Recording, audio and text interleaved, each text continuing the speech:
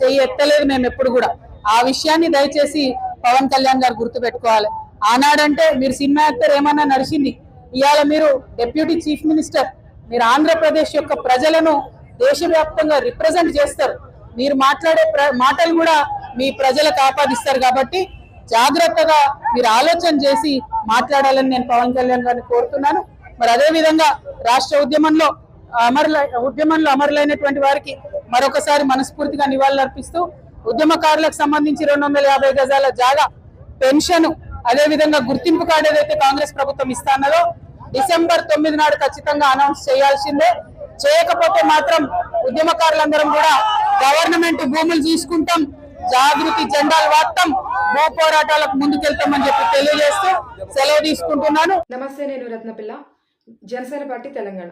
కల్వకుంట్ల కవిత గారు మళ్ళీ వచ్చి పవన్ కళ్యాణ్ గారిని విమర్శిస్తూ మాట్లాడుతున్నారు. కవితక్క, పవన్ కళ్యాణ్ గారు అనే ఒక వ్యక్తి ఒక మాట చెప్తే లక్షల మంది వచ్చి నిలబడతారు. అది తెలుసా నీకు?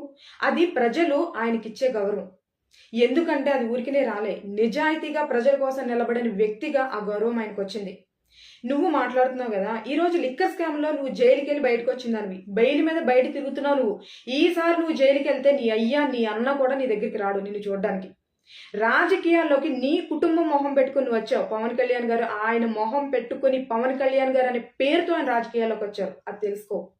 ఉద్యమ పార్టీగా ఆవిర్భవించి వందల మంది తెలంగాణ బిడ్డల బలిదానాల పునాదుల్లో నిలబడిన పార్టీ టీఆర్ఎస్ పార్టీ. గుర్తుపెట్టుకో, టీఆర్ఎస్ నుంచి బీఆర్ఎస్ గా మారింది. స్వలాభం కోసం మార్చుకున్నారు మీరు.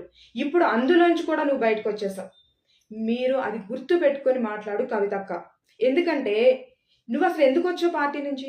నువ్వు ఆ పార్టీ నుంచి బయటకు ఎందుకు వచ్చావు? నువ్వు అసలు తెలంగాణ బిడ్డలు నీ నుంచి ఏం నేర్చుకోవాలి ఒకసారి చెప్పు మాకు. ప్రజాక్షేత్రంలో నిజామాబాద్లో ప్రజలు మిమ్మల్ని ఓడించారు. దొంగదారిని ఎమ్మెల్సీ అయ్యావు నువ్వు. ఎమ్మెల్సీగా కానీ ఎంపీగా కానీ నువ్వు ఏ సమస్యలు తీర్చావు? ప్రజలకి ఏ హామీలు తీర్చావు? ప్రజలు డబ్బులు దండుకుని లిక్కర్ స్కామ్లో అరెస్ట్ అయ్యి నువ్వు బయట తిరుగుతున్నావు. ఇప్పుడు అది గుర్తుపెట్టుకో. నీ తండ్రి ఎన్నిసార్లు ఆంధ్ర ప్రాంత ఆత్మగౌరవం దెబ్బతినేలా మాట్లాడారు? గుర్తు రావట్లేదా నీకు? ఆంధ్ర ప్రాంత ప్రజల్ని తరిమి కొడతాం అంటూ ఎన్నిసార్లు మాట్లాడారు? అది గుర్తు రావట్లేదా మీకు?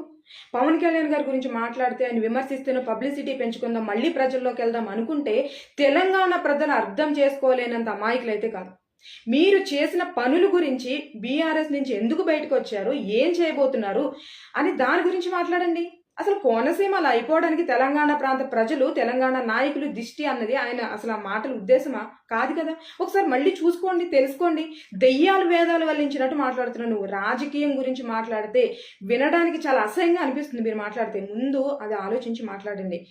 తెలంగాణ మీద పవన్ కళ్యాణ్ గారు ఎంత గౌరవాన్ని చూపిస్తారు, ఎన్నిసార్లు ఆయన తెలంగాణ గొప్పతనాన్ని చెప్పారు తెలీదా? పబ్లిసిటీ పెంచుకోవడం కోసం మాట్లాడుతున్నారు. మొగలియ్య అనే ఒక వ్యక్తి యొక్క కళని బయటకు తీసుకొచ్చిన వ్యక్తి పవన్ కళ్యాణ్ గారు కాదా? తెలంగాణ భాషని, యాసని గౌరవించిన వ్యక్తి పవన్ కళ్యాణ్ గారు కాదా?